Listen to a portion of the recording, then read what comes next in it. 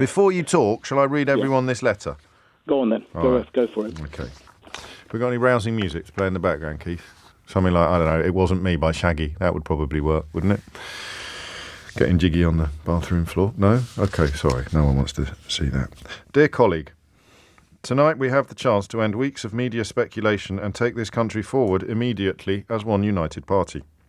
Tonight is the moment to draw a line under the issues our opponents want us to talk about and to focus instead on what really matters, the needs of the voters who sent us to Westminster. I am asking for your support tonight because I know how much we can achieve together. Together, we won the biggest mandate for the Conservative Party in 40 years. As we promised, we resolved the long Brexit crisis. Don't do commentary, just read the letter. As we promised, we resolved the long Brexit crisis and created a new and friendly relationship with... I can't do it. I'm sorry. I'm going to have to do some comment. What? David Frost was in a Belfast newspaper this weekend explaining why the Northern Ireland Protocol wasn't working because the European Union actually implemented what had been negotiated and he never expected them to do that. Meanwhile, the threat to break international law and abandon the obligations of a treaty that Boris Johnson signed does not to me speak of a new and friendly relationship with the European Union. But what do I know? 3, 4, 5, 6, 7, 8, 9, 10. When the UK was hit by the worst global pandemic for a century, we showed the drive and grip to deliver the first approved vaccine anywhere in the world, followed by the fastest vaccine rollout in Europe. I'm going to have to do it again now, aren't I? So these countries are currently more vaccinated than we are. A higher share of people in these countries with a complete initial protocol. United Arab Emirates, Portugal, Cuba, Chile, Singapore, China, Canada, Vietnam, Brazil, Italy, Japan, Thailand, France, and Germany. You've heard of Germany, right? It was their car industry that was going to come in and make sure that we still had access to the single market after voting for the Brexit that Boris Johnson's also boasting about in this letter. And of course, the venture capitalist to whom he gave a blank checkbook in order to buy those vaccines, her husband has today resigned as Boris Johnson's anti-corruption czar on the perfectly reasonable grounds that he thinks Boris Johnson is actually corrupt. It was because we took tough but responsible decisions during the pandemic. Pause. He missed the first 5 Cobra meetings, unpause, that we were able to reopen our economy speedily, with the result that we now have the lowest unemployment since 1974. Pause.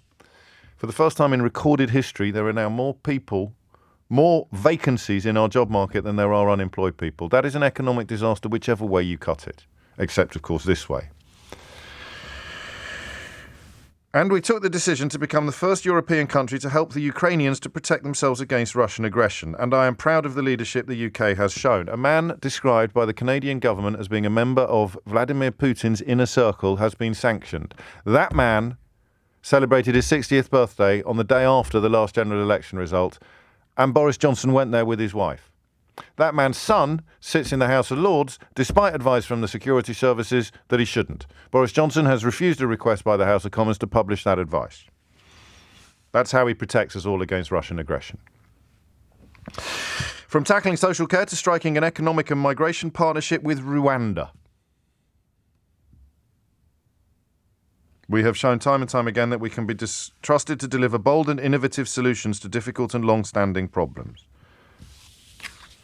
The Rwanda scheme, as I have explained to you on several occasions, is designed to allow them to paint targets upon the back of lawyers. If there's any problem with the attempt to deport genuine asylum seekers to Rwanda, it will be because it's illegal, not because asylum seekers have achieved legal representation. I say all this not because I want to take satisfaction in past achievements, well, that would be a struggle, mate, but because now is the time to concentrate every ounce of that same energy and drive on the priorities of the British people. You'll remember that the U-turn on the windfall tax was undertaken only after months of Labour campaigning, that they've taken £20 a week out of the pockets of the poorest people in this country as we came out of the lockdown, and that the cost of living crisis is something that the government almost refused to acknowledge, never mind address, for months and months and months. As the whole world struggles with the economic impact of Putin's aggression, we have already taken decisive action, just as we took decisive action during COVID, to shield the public from the energy price spike. We are helping 8 million of the most vulnerable households with £1,200 of support, amid many other measures.